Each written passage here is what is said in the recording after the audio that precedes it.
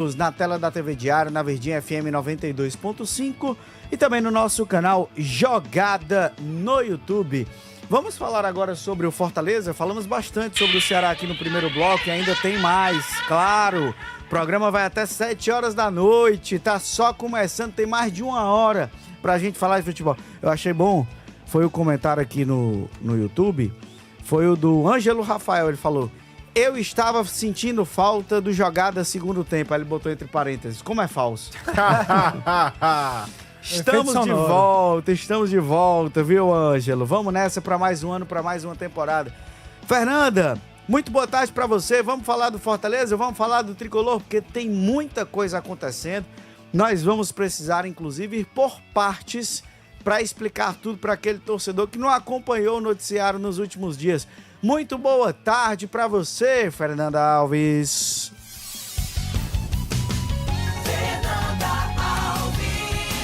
Boa tarde para você, André, e para todo mundo que acompanha o Jogada Segundo Tempo desta segunda-feira. E, de fato, a gente vai ter que explicar por partes tudo que tem acontecido no Fortaleza nos últimos dias, principalmente relacionado à questão de mudanças na diretoria do Fortaleza. Tudo começou ali no dia 27 de dezembro, quando sai Marcelo Paes. O CEO pede o desligamento do Fortaleza, vai para o Corinthians e junto dele leva o Júlio Manso, supervisor do clube. Daí, 2 pessoas já saem da diretoria. Com essa movimentação, tem a demissão do Daniel de Paula, que era gerente de futebol, e aí, depois da demissão dele, tem o pedido de desligamento do Sérgio Papelim, e dos 5 que tinham na diretoria do Fortaleza, só restou o Marcelo Boeck, atualmente assessor executivo do Fortaleza. Com as saídas de Marcelo Paes, Júlio Manso, Daniel de Paula e Sérgio Papelim, começam a surgir os nomes que vão ocupar essas vagas. Já tem o CEO do Fortaleza, o Pedro Martins, tem o gerente de mercado, o Vitor Bastos, e hoje também teve a divulgação do gerente de operações, que é o Pedro Quintela, se juntando ali ao Marcelo Boeck, restando ainda quem será o diretor de futebol do Fortaleza, mas que é um tricolor de aço que começa 2026 com muitas mudanças, principalmente administrativas, André. Valeu, Fernanda. Boa. Para o torcedor entender e acompanhar tudo bem direitinho, bem rapidinho, tá? A gente montou aqui um organograma com o nosso Ian Laurindo na produção para explicar direitinho para você, para destrinchar um pouquinho. E aí eu vou contar aqui, além da ajuda da Fernanda, também com o Daniel Farias e com o Breno Rebouças. Porque é o seguinte, antes o Fortaleza funcionava da seguinte maneira: o Marcelo Paes, ele era o CEO, ele era o cara. E ele concentrava nele muitos papéis, muitas atribuições, né? E abaixo dele o Sérgio Papelim como diretor de futebol. E aí você tinha o Júlio Manso, o Daniel de Paula e o Marcelo Boeck. A gente pode traçar um paralelo, Breno, de que o Júlio, ele era um cara ali mais operacional, de logística, de tudo isso. E o Daniel de Paula ficava muito com a questão de gerência, de contato com o pessoal do futebol e tudo mais, também ao lado do Papelim. Era mais ou menos isso, né? Sim, exatamente. Além, claro, do Marcelo Paes tomando a frente de muitas situações. O Daniel de Paula Pessoa, ele tinha um contato mais direto assim, com os jogadores, né? Acho que era mais para coisas internas do próprio clube, né? O Papelinho e o Paes se concentravam mais nessa questão de mercado, de negociação com o atleta, quando você vai buscar contratar alguém, né? De conversar com o jogador e tentar chegar a um consenso para que ele vinha jogar ao clube, né? E o Marcelo era o CEO, o cara que pensava realmente a parte de futebol do Fortaleza. Muito embora eles se apoiassem muito e se apoiam ainda no CIFEC, que faz todo o mapeamento, que é onde o Vitor deve atuar bastante. Mas essa mudança, esse panorama, a gente olha hoje para como está o cenário do Fortaleza, você vê completamente diferente. É uma mudança quase que 100% do departamento de futebol. E como eu falei no começo do programa, desvinculando o futebol a pessoas que são torcedores do clube, que são cearenses, que viveram e em vários momentos participaram do clube de outras formas também, como era o caso do Daniel de Paula, que foi assessor jurídico, foi várias coisas lá dentro. Você se desvincula das pessoas que têm uma ligação direta com o clube para além da questão profissional, tem uma ligação inclusive emotiva com o clube, porque são torcedores, para ter um departamento de futebol todo com pessoas contratadas, com profissionais do mercado, que são os que estão chegando. Por isso que eu falei que é uma quebra de paradigma. O Fortaleza hoje está fazendo o que várias equipes do Brasil já fazem há muito tempo. Está trazendo e montando um departamento de futebol somente com pessoas que são profissionais do mercado. E aí, claro, as visões são diferentes, A maneira como você lida com os assuntos são diferentes, porque quando, por exemplo, o departamento de futebol do Fortaleza anterior tinha que lidar com assuntos relacionados ao clube, eles também tinham que levar em contexto tudo que estava acontecendo ao redor e a maneira como eles recebiam também isso, porque são pessoas que acompanham o clube desde muito cedo, desde pequenos, inclusive, torcedores do Fortaleza. Esse pessoal que está chegando agora, não. É um pessoal que olha o Fortaleza como local de trabalho deles e tenta desenvolver um trabalho para que o clube possa crescer, mas não tem essa ligação afetiva. Óbvio que quando você está lá dentro, você acaba criando, mas é totalmente diferente. Hoje é um departamento mais ligado a profissionais de fora do estado e que vem aqui tentar desenvolver um bom trabalho. Eu acho que tem um lado positivo e tem um lado negativo nisso também, mas a gente vai ver o que vai se desenvolver nos próximos meses, porque o Fortaleza tem a missão de voltar para a Série A, esse é o principal ponto de 2026, é a menina dos olhos do Fortaleza, é a Série B, não que as outras competições não sejam importantes, mas voltar para a Série A é muito importante, principalmente por questões financeiras, né? O clube caiu muito em termos de arrecadação e vai cair nessa temporada por conta do rebaixamento da Série B. E esse pessoal que está chegando aí precisa rapidamente entender o clube, entender o torcedor, que o torcedor do Fortaleza é um torcedor que acompanha muito de perto e que cobra e que acaba interferindo muito nesse contexto também de como o clube passa pelo seu ano. Então eles precisam entender também o contexto da torcida para desenvolver um bom trabalho. Até explicando um pouquinho das funções de cada um, Daniel Farias e Fernanda Alves, pra gente falar. O que eu achei curioso, a gente mencionou isso aqui no Jogada Primeiro Tempo, semana passada, 10 dias atrás mais ou menos. Quando teve o anúncio do Pedro Martins, ele veio como CEO de futebol. Exato. O Marcelo Paes era CEO do Fortaleza SAF. Exato. Então o Marcelo Paes ele era uma figura que exercia uma representatividade muito grande também pelo lado político. Sim. Também pelos cargos que ele já ocupou anteriormente, diretor de futebol estatutário, vice-presidente, presidente, até chegar a CEO. Mas o Pedro Martins, ele chega de fato, como disse o Breno, com um olhar só para o futebol. E não é que antes não era profissional. Mas agora, Daniel Farias, você tem profissionais só do mercado contratados que vão ter que entregar esses resultados sem essa ligação mais afetiva, vamos colocar assim, porque não são torcedores do Fortaleza. Mas a gente tem um pouquinho das funções de cada um, né? O que é a gerente de operações, gerente de mercado, o que é a diferença do que vai fazer o Pedro Quintela e o Vitor Bastos, por exemplo? Exatamente, o Vitor Bastos ele foi anunciado como gerente de mercado do Fortaleza, né? Quais são as atuações que ele vai ter lá no PC? Análise, prospecção e mapeamento de atletas, fortalecendo os processos de mercado, ou seja, vai trabalhar diretamente ligado ao CIFEC, que o Breno citou, que é justamente esse departamento que já existe no Fortaleza, com profissionais que já fazem parte do clube, que trabalham justamente nessa análise de scout, mapeando atletas que o Fortaleza pode contratar. A gente viu muitos movimentos incomuns do Fortaleza, eu digo incomuns no sentido de conseguir captar jogadores que fugiam do óbvio, fugiam daquele clássico mercado que a gente imaginava de futebol brasileiro apenas, ampliou os seus leques, né? O CIFEC foi muito elogiado pela torcida do Fortaleza nesse sentido, e aí o Vitor vai chegar para trabalhar justamente nisso, nesse processo de análise, mapeamento de atletas que vão ser contratados. Já o Pedro Quintela, que foi contratado, anunciado hoje, né, gerente de operações de futebol, ele vai fazer algo muito semelhante ao que o próprio Júlio Manso fazia enquanto supervisor de futebol, né? Coordenar a logística dos jogos, questão de treinos, de viagens do clube, né? Vai lidar diretamente com a gestão de documentos, de registros. O jogador precisa ser registrado no BIT para estrear. O Pedro Quintela vai estar responsável por isso. Contratos, autorizações, cronogramas, a gente lembra, quando o Fortaleza tinha que fazer uma viagem, definir a logística, se era o voo fretado, se era o voo comercial. Tudo isso está a cargo do Pedro Quintela e também dá suporte à comissão técnica e outras diretrizes e estratégicas do clube. Então a gente percebe que um é mais ligado a questões operacionais, burocracia, logística e tudo mais, e o outro mais a essa questão de mercado, de contratações, sim, de jogadores e etc mesmo. Mas, Fernanda, tem um cargo aí que está em aberto, que é o de diretor de futebol, que é para ser o substituto do Papelim. Porque, vamos colocar aqui como se fosse o substituto do Daniel de Paula e o substituto do Júlio Manso, já foram definidos.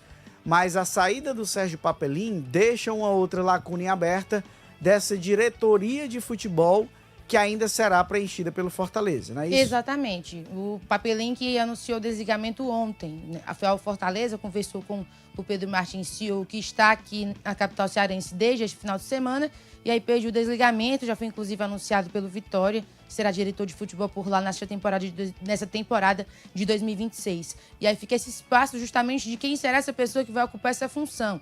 Será alguém que o Pedro Martins vai trazer, como, por exemplo, trouxe esses outros nomes, ou alguém mais próximo do Fortaleza? Fica essa interrogação, esse questionamento para a gente entender quais serão os próximos passos. O que de fato é que com essa definição da diretoria se aproxima também um outro momento em relação à SAF, que é sobre o Conselho de Administração da SAF. Dia 9 tem uma eleição acontecendo para definir quem são esses nomes e a partir dessa escolha da diretoria também isso pode influenciar dentro dos próximos nomes que vão assumir por 2 anos o Conselho Administrativo da SAF do Fortaleza. André? Então será que a gente pode esperar primeiro essa definição da SAF para depois ter a definição da diretoria de futebol? Eu acho que sim, porque se, por exemplo, na SAF entrar o Geraldo Luciano, que é um cara que já colocou o seu nome à disposição para voltar para a SAF, eu acho que se um cara do peso do Geraldo Luciano volta, ele não vai voltar para ser um integrante.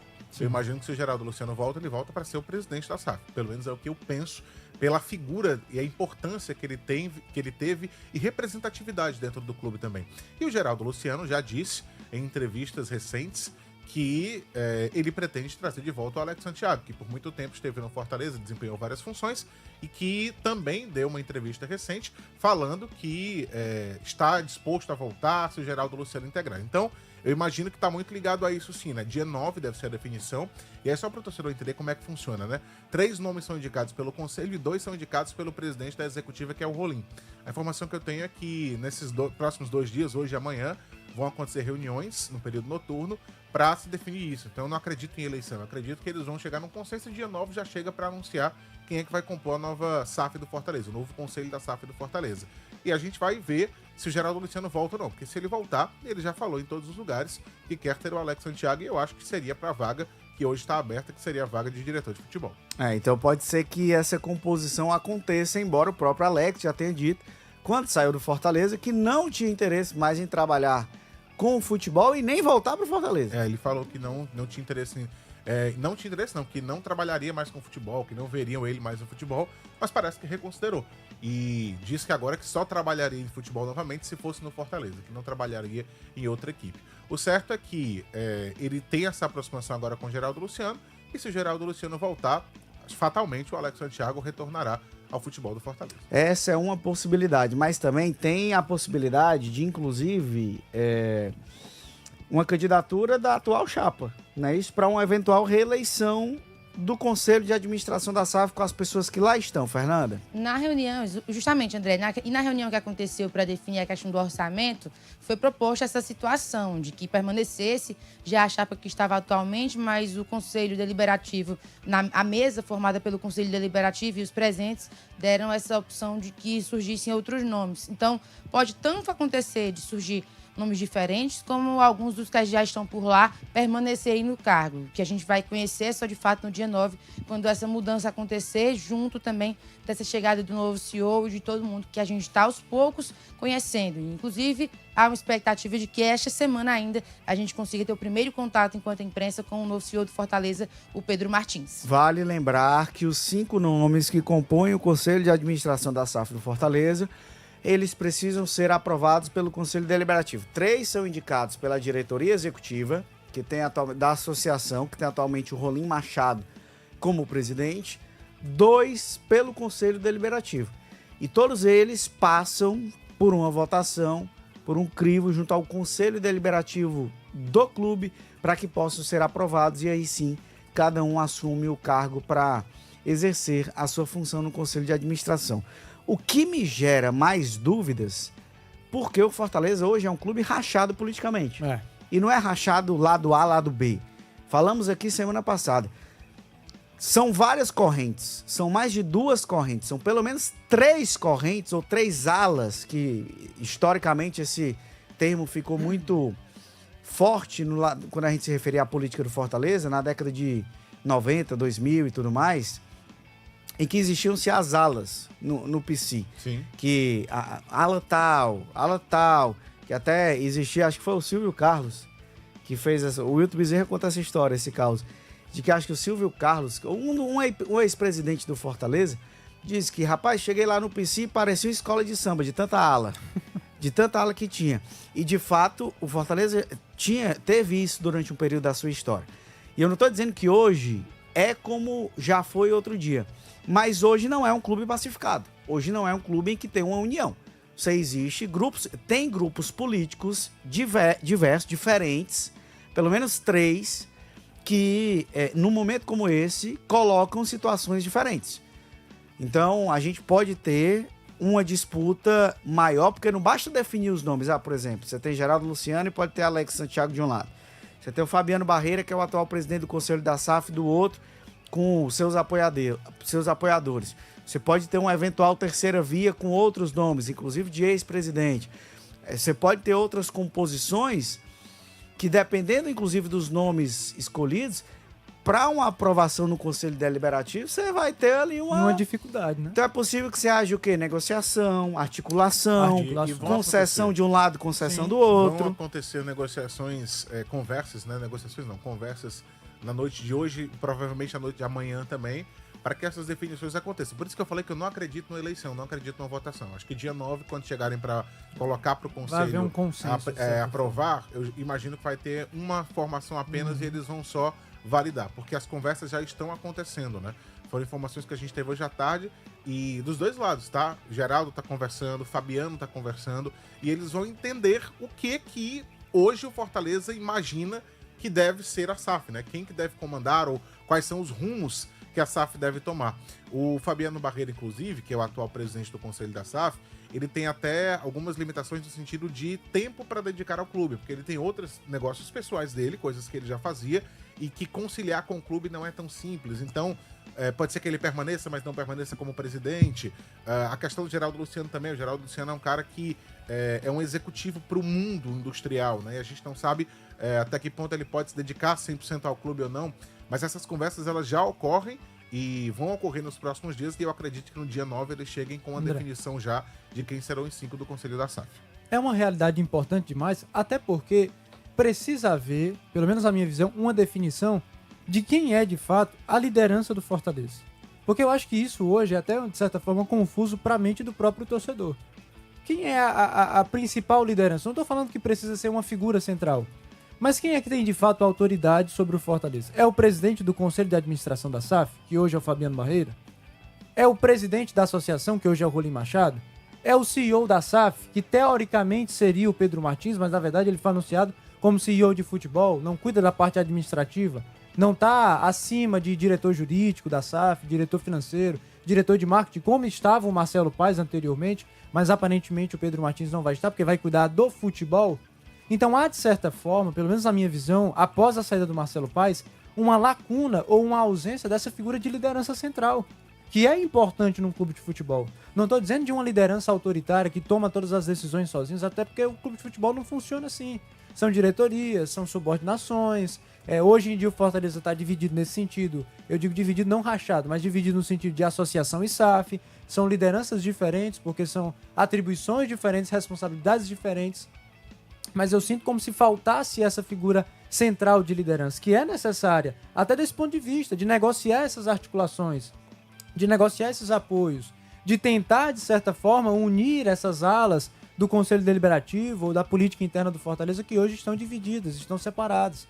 Então falta essa figura de liderança e com a saída do Marcelo Paes, há essa lacuna, há esse espaço. Eu falo do ponto de vista operacional, porque ele ocupava essa figura de liderança prática acima dessas outras diretorias, e eu falo do ponto de vista de política interna mesmo, de alguém que consiga conciliar, de ser um conciliador. Falta isso ao Fortaleza. Né? Pegando um gancho também do que você falou sobre o Alex Santiago, é um ponto importante a se considerar também, porque muitas vezes nesses momentos de profundas transformações, eu não falo nem apenas do Fortaleza, mas de várias outras equipes, surgem muitas pessoas, ou pessoas são apontadas ou são colocadas, eu digo não apenas por si, mas por outros mesmos, como salvadores da pátria, né? Se ele voltar, as coisas vão melhorar. Sim. Se ele voltar, tudo vai ser resolvido, estamos precisando daquela liderança. Mas é necessário e é preciso nesses momentos também fazer uma reflexão de que esse departamento de futebol que a gente está considerando aqui, que está sendo reformulado, está sendo desmanchado também porque errou muito em 2025, e quantas decisões foram questionáveis do departamento de futebol do Fortaleza 2025? Quantas vezes a gente questionou, a gente cobrou E o Alex Santiago fez parte desse departamento de futebol. Total. O elenco do... Ele era o diretor de futebol. Ele era o e diretor. E como ele mesmo fez questão de dizer em várias entrevistas, com carta branca. Carta branca pra viajar. Negociações como o Paul Exato. Fernandes, ele Exato. mesmo ele foi pessoalmente negociar. Exatamente. Então eu sempre disse isso aqui, né? Eu não acredito em ninguém que tenha toque de Midas, que Exato. vai chegar, vai tocar ali e vai virar ouro. Não existe isso em clube nenhum e nenhum dirigente tem esse status. O Geraldo Luciano, na entrevista recente que ele falou, ele disse isso, que ninguém pode ser tratado como um deus dentro do clube. E eu concordo. Sim. Nem quem tá saindo, nem quem pode chegar. Exato. O torcedor precisa entender que não existe um super-herói que vai chegar e resolver tudo. A situação do Fortaleza hoje, financeiramente, principalmente, não é simples. O Fortaleza, no seu orçamento, planeja terminar 2026 com um déficit de 10 milhões. Você planeja, você tá começando o ano planejando terminar no vermelho, com um déficit de 10 porque você sabe que a situação não é boa. Sim. Então não vai chegar ninguém ali e fazer um milagre, não. Exato. Na parte do futebol, esse elenco do Fortaleza ainda tem muita gente pra sair, até porque o clube planeja vender 74 milhões. Então não vai ficar muita gente. As contratações que vão vir são mais simples. Então, assim, não existe de fato um cara que vai chegar e vai resolver todos os problemas, seja lá quem for. O que o Fortaleza precisa no momento é de paz, porque eu acho que o clube tá... Paz que eu digo assim, ter um pouco de... baixar essa poeira, essa tensão, porque tá muito tenso o bastidor do clube, e depois começar a trabalhar de maneira mais prática. O que eu tenho é isso aqui de orçamento, o que dá pra fazer isso daqui, eu tenho que fazer bem feito.